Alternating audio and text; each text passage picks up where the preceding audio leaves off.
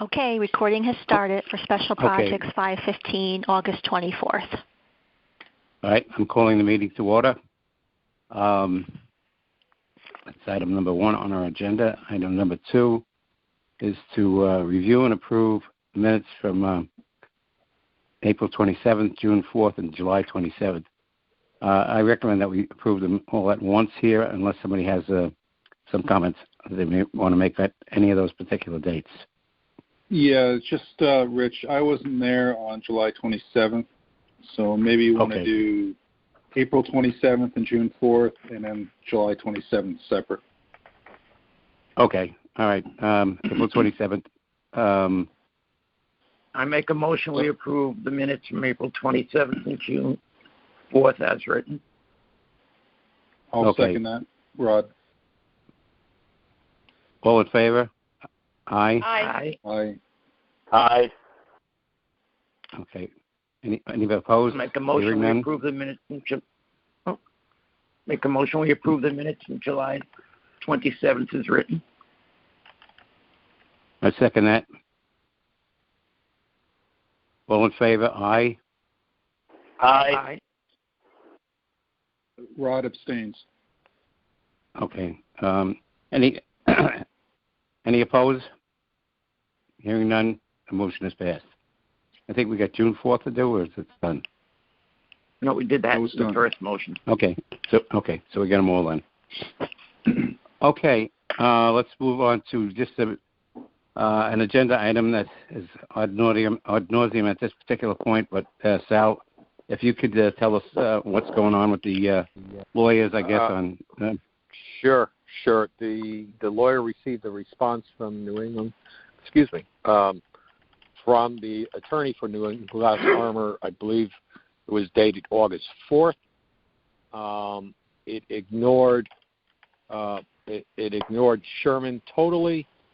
It did not speak to warranties, and Gerald helped me out here. I believe there was a third point that it didn't touch on, and the town attorney distributed it to myself, Gerald Foley, and Phil Cerrone, the architect. He was waiting for a full response on the items before we schedule a follow-up conversation. The responses were basically for the high schools. We will take care of this. We will look to see if we agree with that. But it wasn't a full. Basically, it was more of the same. So the town attorney just says, we're holding off on a written response until they answer all of our questions. So that's our status at this point. Do you know the name of the town attorney in case somebody wants to contact him? It's James Baldwin. James Baldwin. Okay. All right. Does anybody have any questions or comments that they would like to make about this matter? All right. I don't hear anybody, so I think we just end that particular item and move on to Osborne Hill roof replacement project.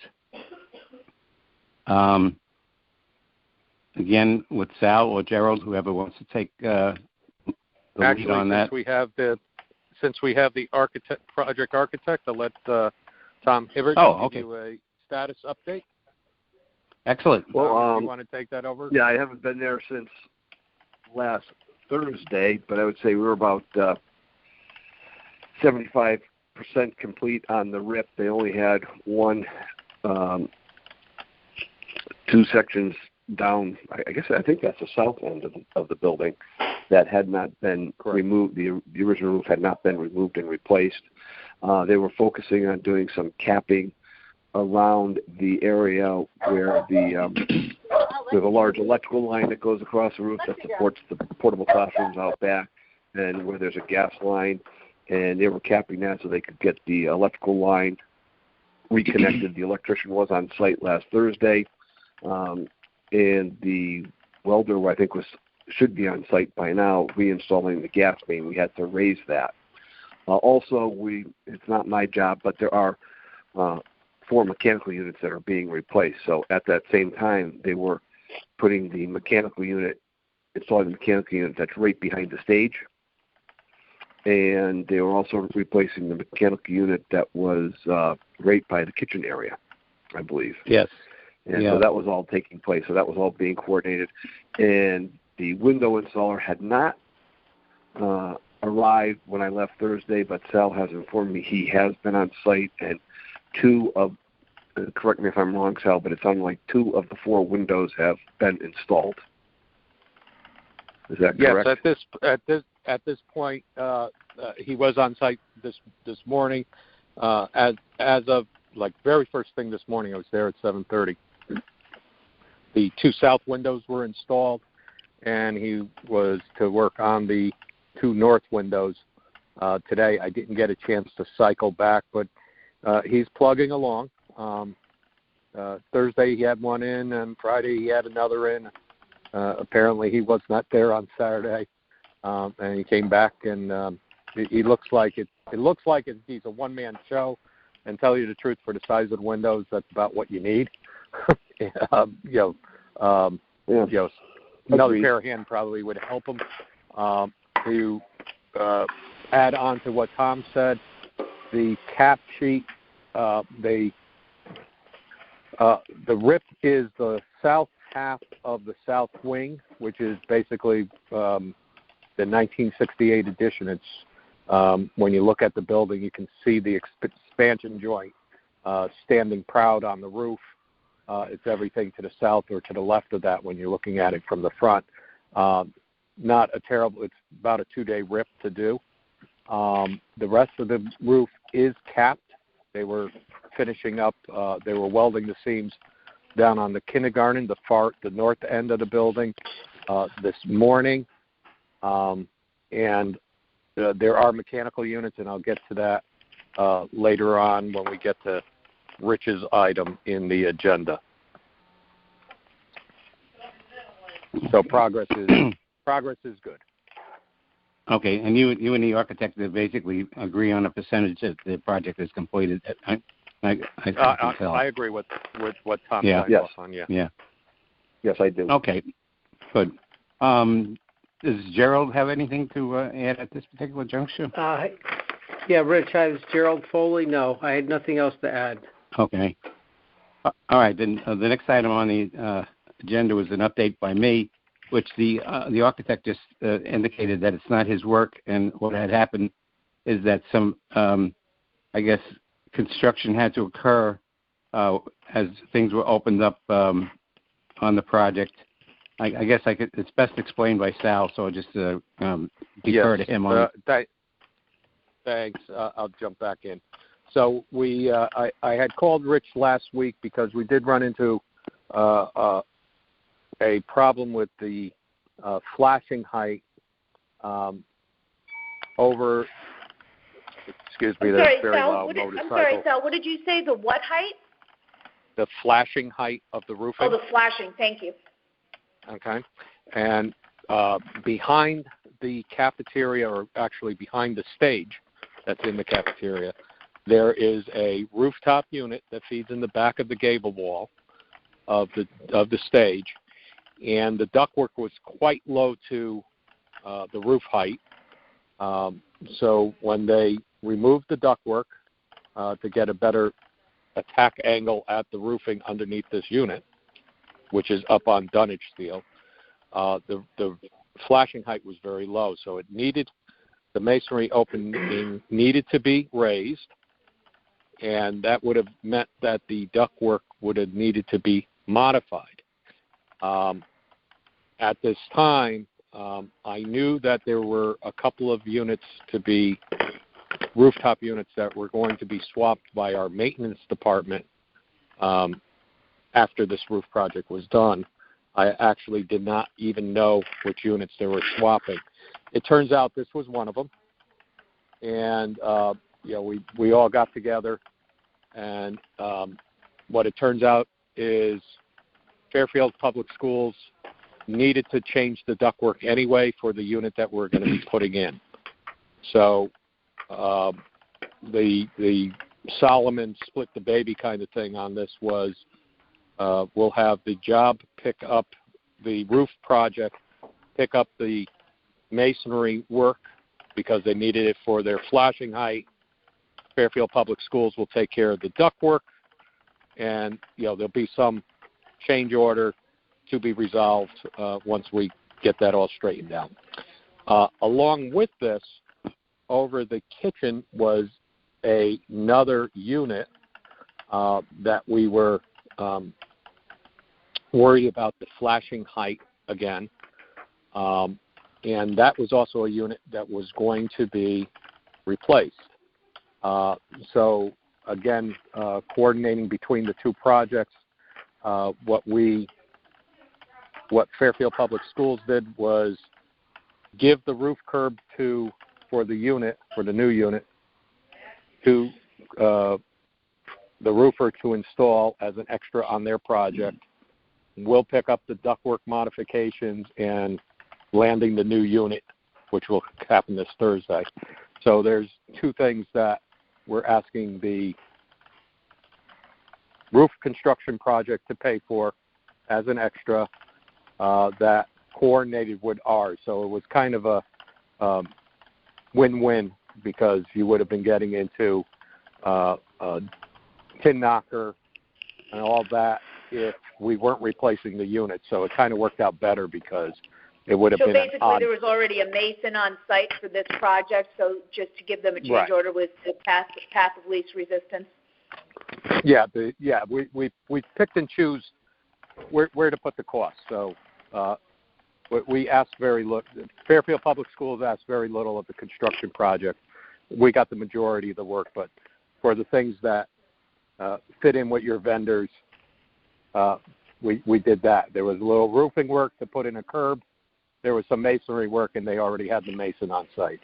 So there will be a change order that myself and Tom will work out with commercial roofing. It won't be severe, and there's plenty of funding in this project on the contingency side. So not bad. We haven't Sal, we haven't seen anything bad. Do we have a ballpark on the? Do we have a ballpark on the change order?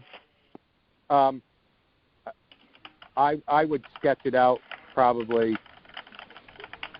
to be very, very comfortable on it. I would say that it can't be any more than $5,000. I would expect much lower than that. Tom, would you like to throw in your? I'd like to say a higher number right now.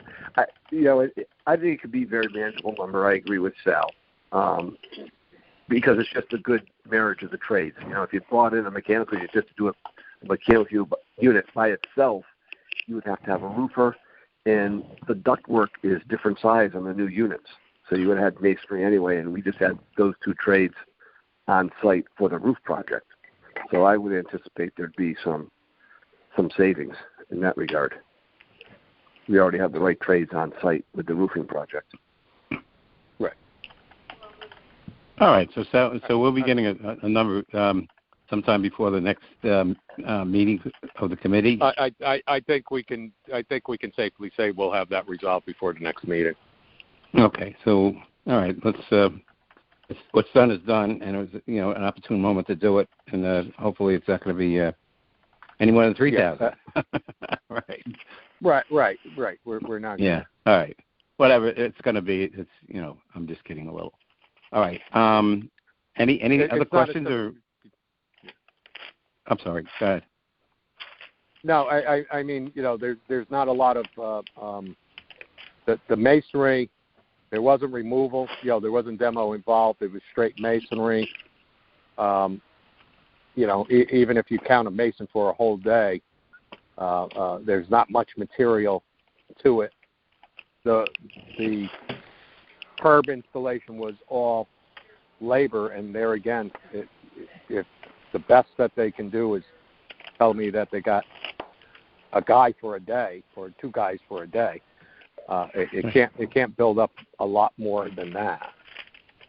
Plus, there's not much to mark up there, so not a lot of work towards them, but we don't have it finalized. All right. I think we beat that to death at this particular point until we get the figure. All right. Any other comments, or we can move on to the next thing? Item on the agenda. Hearing no comments, we're moving on to a review and approve of invoices. Well, project budget is, if there's something to discuss there, is C, and then D is invoices. I didn't hear that, Jane. Sorry. C is to hear and discuss project budget status, if there's anything to discuss, and D is to approve invoices. Oh, okay. We just have one more step, if anybody has anything to say about it. Nope. Well, at this point, the budget status is what we've already contracted. We haven't done any change orders. We've discussed the upcoming change order. So we're still some $350,000 under funding, $350,000 plus. I'm not sure if Gerald has a better number than that. So we're comfortable. I'll let Gerald go with that. Yeah, so hi, this is Gerald Foley. So the operating budget, the amount that was appropriated for this project was $1.4 million. So it was $1,409,046. And so what we've done, we've encumbered so far $950,260. So our available balance right now is $444,763.20. So percentage used of the budget is only about 68%, just over 68. And Gerald, the $444,000 is what's been used so far? That's available. That's what we call the available balance. Yeah. Okay. So our encumbrances, that's the money that we've set aside. So the two biggest components of this project were the architect and then the contractor. So the architect is Mr. Hibbard, who's on as the project architect for tonight, and then our company that's actually doing the construction, that's the Commercial Roofing and Contracting, Inc. So we've contracted with them for $943,000. That's what their bid is, and that's the amount that's been contracted with them. So what was the the overall number? So the overall budget is $1,409,046. So 1,409,046. Okay, is our budget. That was our budget, and so. Okay, and how much is committed to date? All right, so committed to date, $950,260. So $950,260. Okay, thank you. Yeah, and so if you're taking those two items, so the amount is for Commercial Roofing and Contracting. We've contracted with them for that $943,000, and then we have for our project architect, that's Mr. Hibbard, or Hibbard and Rosa, that's $20,940. That doesn't add up to $950 though. That's $963 right there. Oh, my eyes might be. That is here. No, might be on the wrong. Hold on. Sorry, Gerald. It's the way my brain works. No, that's okay. I was just looking at this. Okay.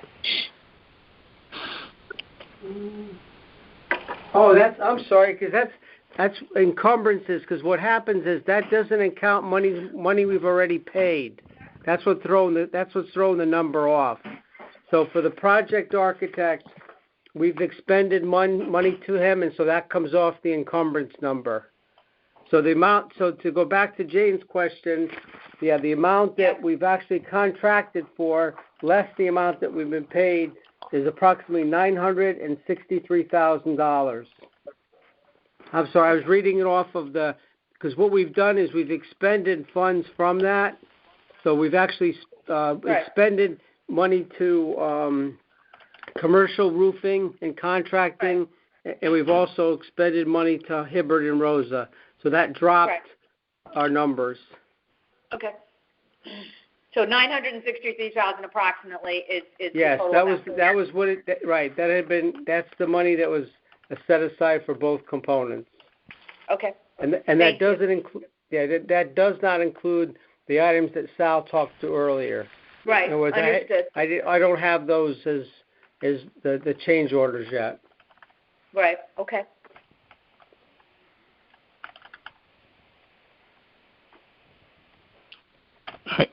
Anything further by anybody on this discussion? Okay, let's move on to the invoices, the review and approval of the invoices. And I guess the first one up is Hubbard and Rosa Architects.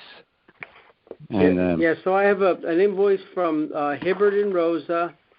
The invoice number is 2020-12-3. The date of the invoice is August 20th, 2020, and the amount of the invoice is $2,712. And this is for let's see, we have this. It's basically phase 2 of the construction, and we have some reimbursable expenses for mileage.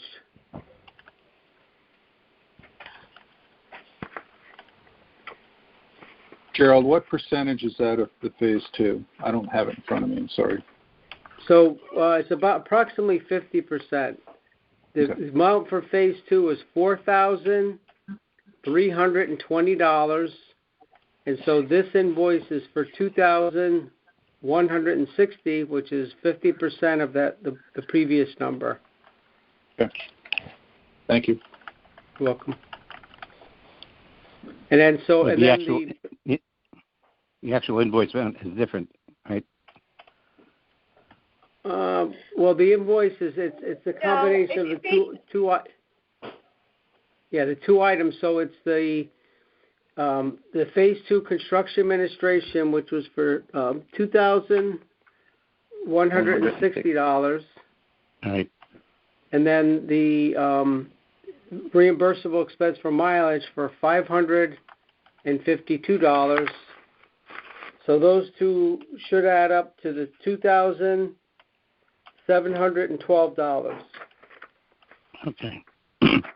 How can I ask how when I don't know the schedule? What is if we're about 75% complete on the project? So a couple more weeks, or what's the schedule? Yeah, I think that's what it is. When do we think we would be closing out? Sal, can you comment on that? Sure. The roof, the metal will be a few weeks out, so we probably won't see that until the end of September. The exterior the perimeter metal work, but the roof itself, I would say, in the next week and a half, they'll be complete with the roofing, except for the metal edging. So we'll be in good shape. There's some skylights to clean up smudges of glue and things like that they can do, but we're very far along with the job. It's the slow detail metal work that will take a couple of weeks at the end of the month, at the end of September, bridging into October to complete. Okay. And then, of course, the warranty inspection, which there has already been a manufacturer rep on site at least once that I'm aware of. Just if I can comment on what you just said, Sal indicated to me that even though this work is going to be done in September after the school has begun, the arrangements have been made for early start for the noisy portion, and then since there's 2 sessions, it would not interfere whatsoever with the children that are in classrooms. Is that right, Sal? Yeah, that for the people that aren't in the know, that don't have elementary school age children, the elementary schools are running 2 shifts, a 9 to 11:30, and then a 1 to 2:30. 3:30 a.m. p.m. sessions. So there's time that they can be doing the noisy nailing of the cleats and things like that before the first morning session, and then in between the sessions they have a time to do the noisy work, and and during the sessions they can do the quieter snap-on work with the metal, and we should work out just fine. Even during normal sessions, we've had metal work being done, and we've always worked it out that it's done in such a fashion that it's non-disruptive. Sal, did they have a schedule, a date complete in their contract? The date complete by? I would believe. Is there a drop dead date? I'll defer to Tom. Is there a drop dead date in the contract? There is a date for substantial completion. It is in sometime in late August. I don't know the date off the top of my head. Okay. I don't know. I'd have to pull out the contract. But it's August, not September, right? Right. Yeah, that's and right. That but that's for substantial. All right. And metal work. So I thought I remember we tried to keep this from going into the school year for whatever reason. Yeah, we always do, and we always seem to fail. Okay. It's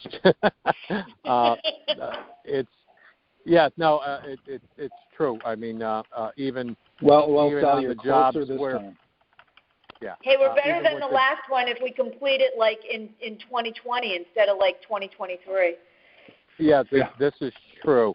But even when I, even some of the projects that we had, I'm trying to think of one of the last, half dozen or so roof projects where there wasn't stuff happening in September, and I'm hard pressed to think of that. Okay.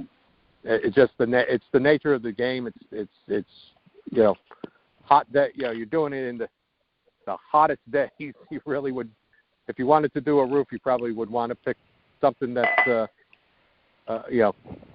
May and June maybe. Sure. Just from the weather standpoint, because they're definitely, the poor bastards are frying. I'll give you that. Yeah. They're working hard. Well, okay.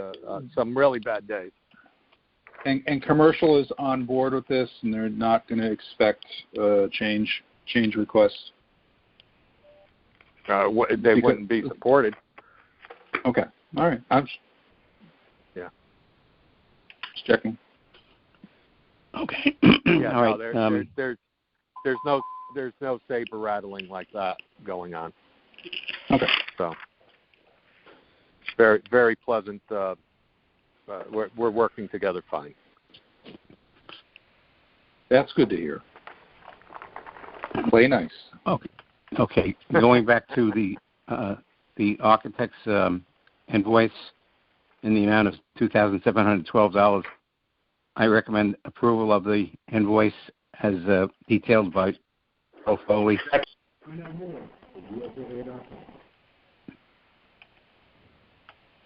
All in favor?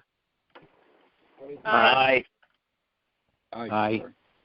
Opposed? Hearing none. Motion passes. Gerald, if you can do the second invoice, I'd appreciate it. Okay, so the second invoice, this one is for Commercial Roofing and Contracting, Inc.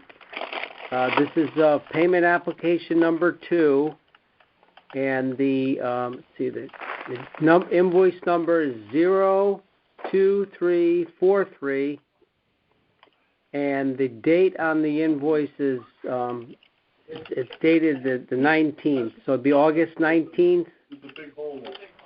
So August 19th, 2020.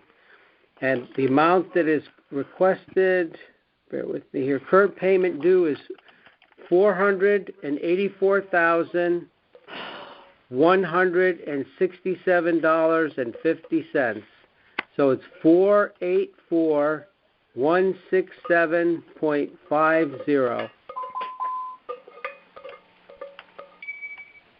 And once this is paid, the balance to finish, including retainage, will be $157,920.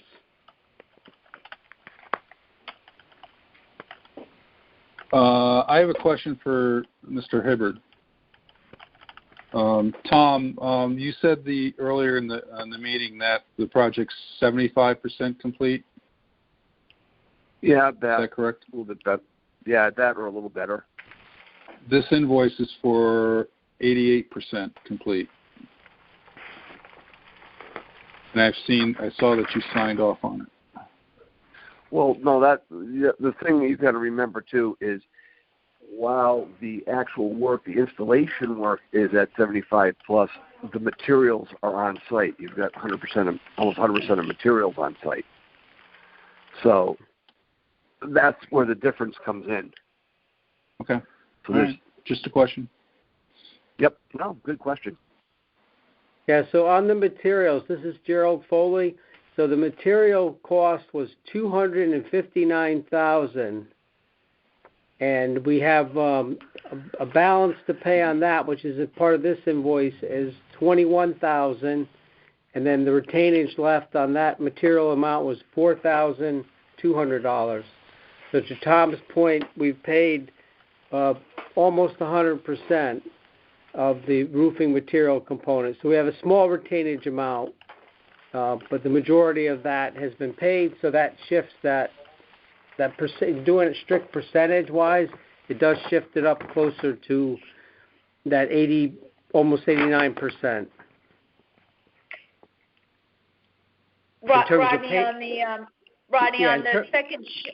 Rodney, on the second sheet, it does show roofing labor at 75%. None of the sheet metal. That's all still balanced to finish. So right. It jives with that. I know what you're asking.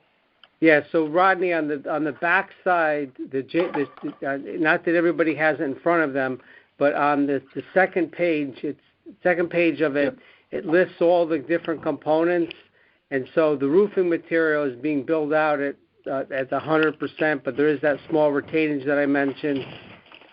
So that's what's throwing our percentages. So when you take this particular payment app, when we do all the percentages and do all the averaging, it does in fact come out to, as you said, Rodney, 88%. But it's being somewhat skewed by the high cost of the material. Yeah, last month we paid them $316,000, and they were like just starting. Correct. It was because all the material was on site. Correct. Yeah. So the majority of the previous payment were materials. It was a much higher percentage. So if we did that same calculation in the previous month, the calculation would have been skewed again because of that high cost in the material components. Thank you. You're welcome. Okay. Any further discussion? All right, I'm going to recommend payment of the invoice as detailed by Gerald in the amount of $184,167.50. Second, 484, right? Yes, 484. Yeah, 484,167.50. I'll second. Okay. All in favor? Aye. Aye. Opposed? Hearing none, motion passes. Moving on to old business. Anybody? New business? Anybody? Okay. You got it. I'll make a motion to adjourn. That was quick. Wow. This is my favorite part of the meeting. It's everybody's favorite part. I second it. Did a great job today. All right. Be Okay. safe, everybody. Yeah, be You safe. too. Thank you, everybody. You too. Thank Good you. night, everybody. Have a good evening. Okay, good night. Good night. Bye. Good work, Jennifer.